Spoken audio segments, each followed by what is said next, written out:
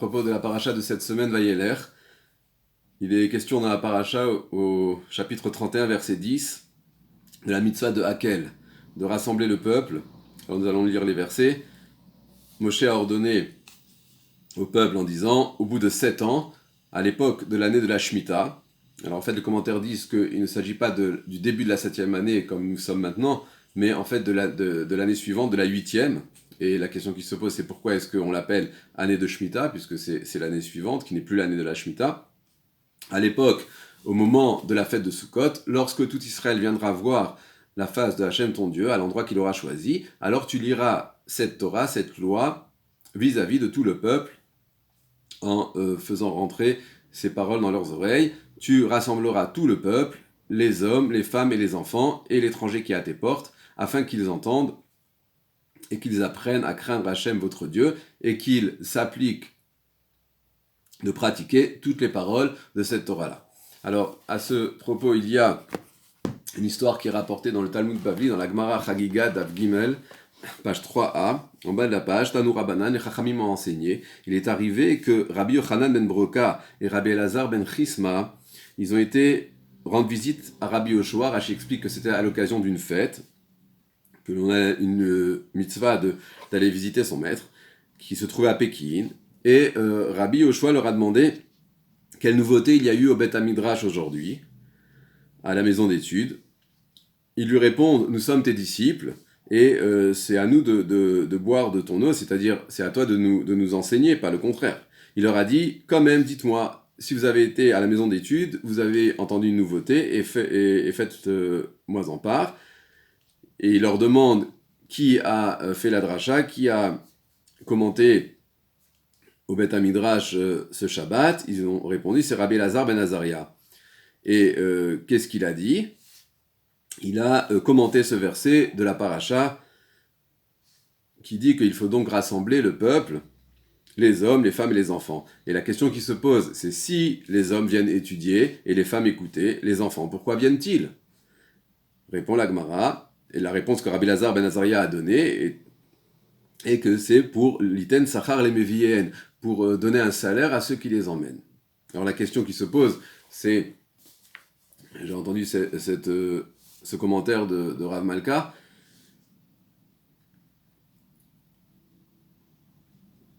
la question qui se pose, c'est de quel enfant on parle. Est-ce qu'on parle d'enfants qui ont plus que l'âge de l'éducation, disons 6-7 ans, qui peuvent comprendre ce qui se passe? Alors à ce moment-là, il y a la mitzvah justement de chinour, de les éduquer. Donc là-dessus, il n'y aurait pas de question. Pourquoi est-ce qu'on doit les emmener? Et s'il s'agit d'enfants qui ont moins que ça, alors quel sens cela? Alors, pour essayer de comprendre, il fait le lien avec la Mishnah dans Pirkei Avot, au chapitre 2, qui rapporte que Rabbi Yochanan ben Zakkai, il faisait l'éloge de ses élèves. Et à propos de Rabbi Yoshua ben Hanania, qui serait donc le Rabbi Yoshua de notre histoire, qui a demandé à ce qu'on lui rapporte le commentaire de Rabbi Elazar ben Azaria, c'est marqué Ashrei Yoldato, heureux celle qu'il a mis au monde. Alors, pourquoi ? Explique Rashi qu'il a entendu que c'est sa mère qui a été la cause de sa grandeur, parce que lorsqu'il était bébé, elle allait dans les maisons d'études et elle demandait à ce que l'on prie pour qu'il devienne un chacham, un sage à son tour. Alors, si on regarde c'est dans le traité Sota, si on regarde ce Yerushalmi que Rashi cite, ce Talmud de Jérusalem, on voit que ce n'est pas marqué que de cette manière-là. Et d'ailleurs, au début du commentaire, Rashi dit « j'ai entendu ». Bon, alors, est-ce que ça veut dire que Rashi n'avait pas le Yerushalmi sous la main? On peut l'imaginer au Moyen-Âge, où les livres étaient difficilement accessibles. Non, il y a aussi une autre question de savoir, est-ce que c'est vraiment Rashi qui a commenté ce commentaire-là, qui est attribué donc à Rashi? Mais en tout cas, voilà. Dans le Yerushalmi, c'est marqué que... Il semble que l'explication soit plutôt que sa mère voulait que l'enfant s'imprègne des paroles. Que même s'il ne comprend pas, le fait qu'il entende des paroles de Torah, ça va avoir un effet sur lui. Et donc Rabbi Yoshua, lorsqu'il a entendu cette explication de Rabbi Elazar ben Azaria, il aurait donc il aurait fait le lien avec sa propre histoire, et c'est pour ça qu'il a dit que c'était une Margalit Tova, une pierre précieuse. Alors on ne peut pas faire un Dvar Torah en cette veille de Shabbat Shuvah, le Shabbat du repentir, celui qui est entre Rosh Hashanah et Kippour, sans citer cette Gemara Yoma d'Af Pezayin, plutôt d'Af Pevav Amud Bet, où il y a cet enseignement de Resh Lakish qui dit Gdola Tshuva, Shezdonot Naasot Lokesh Gagot. La Tshuva est grande car elle permet aux fautes qui ont été faites intentionnellement de se transformer en fautes inintentionnelles. Comme si la personne qui a fait des fautes intentionnelles, en faisant Tshuva, elle on rétrograde et cela devient moins grave, puisque comme des fautes que l'on aurait fait par inadvertance. Ça, on l'apprend de ce verset de la Haftara que l'on va dire Shabbat, dans Oshéa, Shuva Israël, Ad Hashem Elokecha, Ki kashalta ba'avonecha. Reviens à Hashem, jusqu'à Hashem ton Dieu, car tu as trébuché dans ta faute. Demande la Gemara à Avon Mézidou, quand on dit Avon, cela fait renvoi à une faute intentionnelle.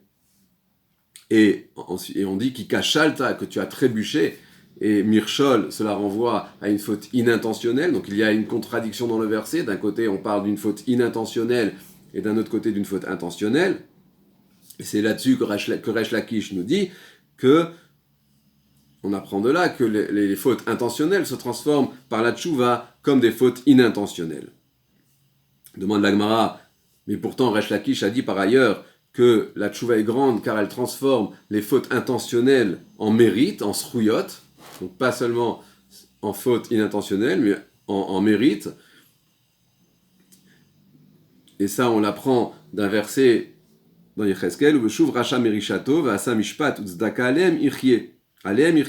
Lorsqu'un Racha va revenir de sa rishout et il va pratiquer au contraire la justice, alors là, sur ces mérites-là, il va vivre.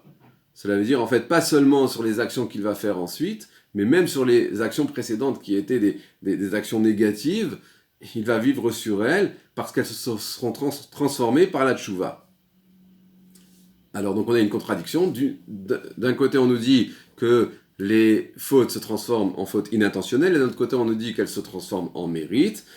Dit la Gemara, kan betchouva meira, kan betchouva me'ava. Lorsque la personne se repentit par crainte, alors elle transforme ses fautes en fautes inintentionnelles. Lorsqu'elle fait un repentir me'ava par amour, alors elle transforme ses fautes en mérite.